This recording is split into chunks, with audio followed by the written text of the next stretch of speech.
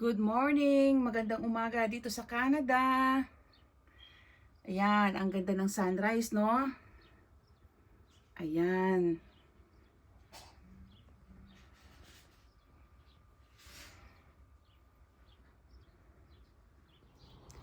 Ayan, mga kababayan. Ayan po, ang daming sukal, no? Ayan, mga garden.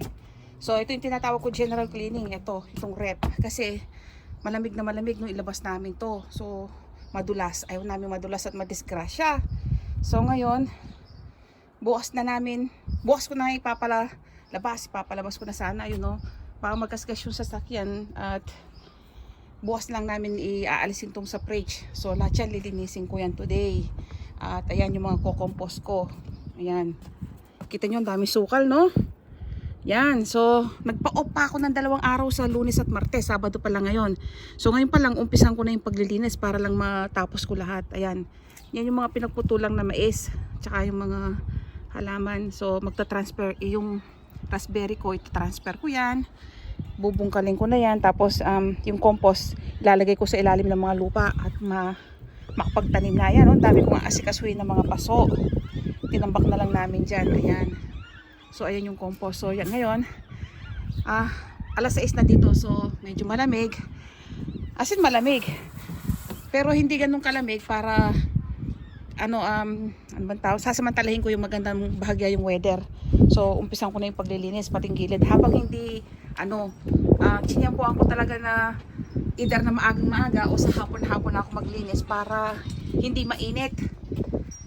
Takot po ang lola nyong ma-sunburn. Kasi nakakapangit din yung pag-itim eh. Pag maitim ako, medyo nababawasan yung kagandahan natin. Kaya ayokong umitim. Balot na balot tayo at ayoko rin maglinis ng may sikat ng araw. Kailangan wala na yung sikat ng araw. Ayan, medyo gagabihin pa ako yan. Pagkagaling ko dito niyan, magtutupi ako ng damit sa loob ng bahay.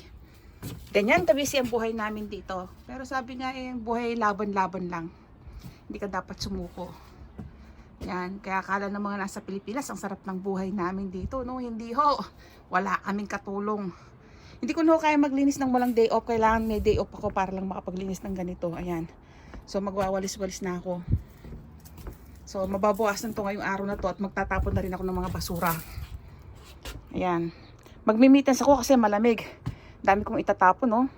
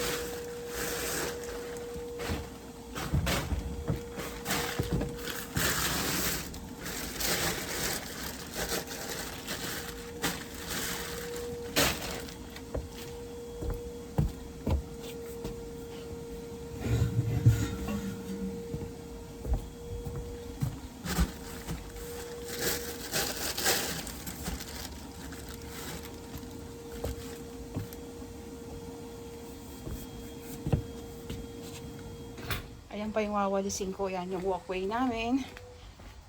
Yan. So, lilinisin ko pa yung area na yan. And then, yan. Tatapon ko rin yan. Dami, no? Yan. So, ito yung mga compost ko. Ayan. Mga gulay ang dinalagay ko dito. Dito ako nagtatanim ng kalabasa. So, yung mga kinokompose ko, yung mga pinagbalatan ng prutas, pinagbalatan ng gulay, mga hindi nakain na bulok na pagkain. Pero hindi, walang karne, walang kanin kasi babaho. Minsan may kanin pero walang karne kasi babaho pag karne. Ayan. So, dito ako magtatanim. Ayan. Maglalagay pa ako ng isang gulong para, ayan, mga nabulok yan kinokompose ko kaya nga mataba yung mga halaman ko. Ayan, bubunutin muna natin ng konti yung damo. Tapos bubuhusan ko ng lupa sa taas. Ayan. So, kailangan bilis-bilisan ko at lumalamig na. So, tapos itatransfer ko pa yung ano ko dyan, yung raspberry. Ayan. So, itong sanggulong na to, ililipat ko na yan dito. Aray ko. Hirap bunutin. Yan, ililipat ko yan. Ay, naku po, ang hirap. May ano pa naman to, may halaman pa to, kaya lang halos hindi na tumubo yung halaman. Ayan, oh. So, pagtatamnan ko siya ng kalabasa.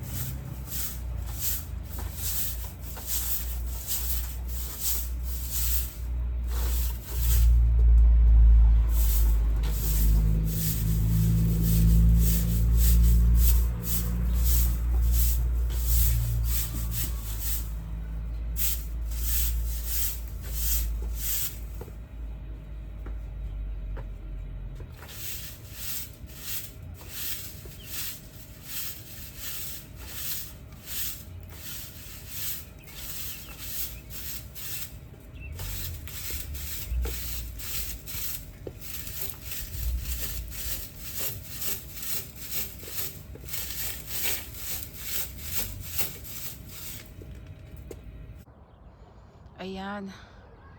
Ang ganda ng sunset. Ayan. Kanina naman umaga, ang ganda naman ng sunrise. Paganda ng paganda yan habang tumatagal yan hanggang fall. Ngayon, ayan, so isipin nyo naman kung di ako magpapa-day off, ayan. So, ang bahay namin maliit lang. Kung malaki pa to, mas lalong mahirap pang maglinis. Ito nga lang, kailangan ko pang magpa-day off bago ako makapaglinis ng general cleaning sa labas at loob di, lalo na kung mas malaki pa yung bahay namin, edi mas lalo ako maraming lilinisin. Mas malawak yung bakod na lilinisin namin, pati yung loob ng bahay. Mamamatay ka na sa paglilinis. Kaya hindi ko nahangad bukod sa magastos na yung malaking bahay, pagod pa mag-maintain ng malaking bahay. Kailangan mag-double job ka. Tapos, yung paglilinis pa. Naku, talaga namang hindi ka na mapapahinga. Kaya hindi ko na hinahangad ang magkaroon ng malaking bahay. Yan, so ngayon, ihanda ko naman yung pagtatamnan ko ng kalabasa sa mga 3 weeks pa bago pa ako magtanim, o mga 2 weeks pa mahigit, pwede na ako magtanim. Ayan. So, ihanda ko na yung pagtatamnan ko. Sa harap pa lang to, wala pa yung sa likod. So, nasa day 1 pa lang ako ng paglilinis. Ayan.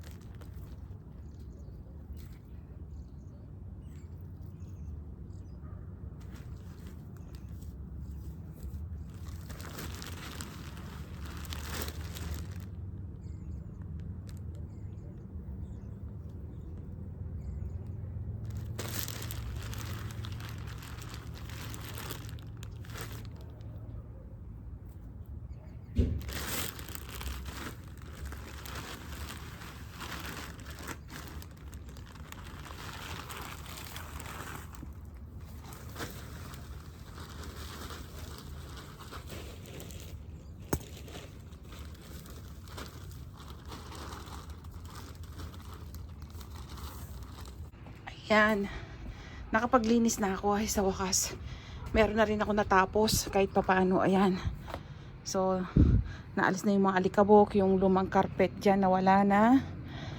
Ayan. So, eto yung pagtatamnan ko ng mga kalabasa ko, tsaka talong, tsaka kamatis. Dyan ako nagtatanim sa harap pagkalabasa. Ayan. So, ayan, ready na. So, natapos ko. Meron naman ako natapos. Ayan o, kakatuwa. Hindi na sayang yung day off ko. Yan, napagod din ako Ilang oras din. Yan. Ano pa lang to, hindi pa ako tapos. May itatanim pa ako dyan. Papatayin ko pa yung rose dyan na matinik. Ang laki-laki niya. Ang hirap niyang patayin. Nakailang buhos na ako ng mainit na tubig. Ilang taon ko na pinapatay, hindi ko mapatay-patay. Baka naman may tips kayo kung paano ko mapatay ito ng tuluyan. Kasi pag pinatay ko yung pinakaugat, meron na naman siyang tutubo sa ibang parte. Napakayabong niyang masyado. Tapos ang hirap linisin, matinik. Nasusugatan yung mga kamay ko. So, gusto ko talaga siyang maano. Ito. Naku, meron pa akong, ayan. Ililigpit pa yung mga ganyan. Ayan, yung aking Ito muna. Ayan. Dito ko muna ilalagay. Ayan. Ayan. Naku, ayaw tumayo. Ayan, dyan ka muna. Ayan. So, yan. Dami ko nang natapos. So, ayan yung mga natapos ko. Ayan. Pagtatamnan ko ng kalabasa yan, kamatis at saka talong. Ito pa, sa harap. Kasi merong ba ako dyan Dyan gagapang yung mga kalabasa ko. Tapos nalinis ko na yung hagdan namin. Naalis ko na yung lumang carpet. Naka-glue dyan. Matagal na yun, parang cover. Ngayon, naipon na rin yung alikabok sa ilalim. So, tinanggal ko ng tuluyan na wala nang pagkakadikit. Talagang marupok na siya. Kasi dumating kami dito sa Canada. 16 years na 17 years na. So, magsi 17 years na rin siya dyan sa aming, naabutan ko pa yan doon sa dating may bahay, yung ate ko. Ibig sabihin, almost 20 years na yung carpet na yun, kaya marupok na. Ayan. Tapos, ayan. Nalinis ko na yung walkway namin. Pagkatapos, ayan. Hindi pa ako tapos niya. Meron pang mga susunod. Ayan. So, sasara ko na yung pinto. Yung gate. Ayan. Pwede nang isara itong gate. Ayan. Ay, naku. Tuwa ako at may natapos. Ayan. Yan. Susunod kong yan. Lalagyan ko ng lupa yan. So, kailangan ko ng maraming lupa. Ayan, no. So, ayan. Ayan. So, nawala na yung maraming kalat. So, nakaredy na yung mga paso. Ito na lang. For disposal bukas. Kailangan alisin na ng mister ko yan tsaka yung anak ko. Buhati nila. Yan pa yung mga i-compost ko. Ito yung susunod kong bubungkalin. Kasi para sa mga mais ko. Yung native na mais na galing na Pilipinas. Yung mais lakatan. Paborito ko yun So, tapos ayan pa. Ayan. Yan. Medyo yung ibang timbal to aalisin ko na yan. Magtatanim na ako ng direkta sa lupa. Mas mataba pag sa lupa. So, matrabaho yan. Ayan. Iko-compost ko yan. Ayun pa yung compost. Tapos itong mga ibang paso rito. Yan. Dami ko pang lilinisin. Yung mga timba-timba na naalisin ko na yan. Maglalagay na ako ng malaking kahoy dyan para pang garden. Tapos, ay, natutuwa ako at marami akong natapos. Pero yung ba alas 9 na ng gabi dito, maliwanag lang. Ayan Ganito kaliwanag yung alas 9. Pag niya bandang June, July, August, mag-aalas 11 na, medyo maliwanag pa rin. Ayan. Ayan halos napuno ko yung mga basura. Ito yung sa recycle. Ayan, punong-puno na So, ayan yung fridge tsaka yung upuan. May mga pupulot dyan. Alam mo ba na pinupulot yan tapos binibenta o kaya rin-recycle nila. Meron silang ginagawa. Kagaya ng upuan na to. Ipipix nila yan tapos bibigyan ng bagong cover, ibibenta, ganyan. Yung mga fridge, kinukuha yan, rin-recycle, binibenta. So, yan, tuwan-tuwa ako, dami kong natapos. So, ganyan ang buhay namin dito sa abroad. Talagang pagod na pagod kami. Hindi ko kayang i-describe yung pagod. Tapos, akala ko ng mga nasa Pilipinas, napakadali ng pera dito. Di nila alam, paycheck to paycheck lang kami. Ayan pa yung mga nilinisin ko. Kailangan po magpa-day off talaga ng 2 araw para lang makapaglinis ako. Ayan. So, kung nagustuhan nyo ang aking video, huwag nyo kalimutang i-like at huwag nyo rin kalimutang mag-subscribe.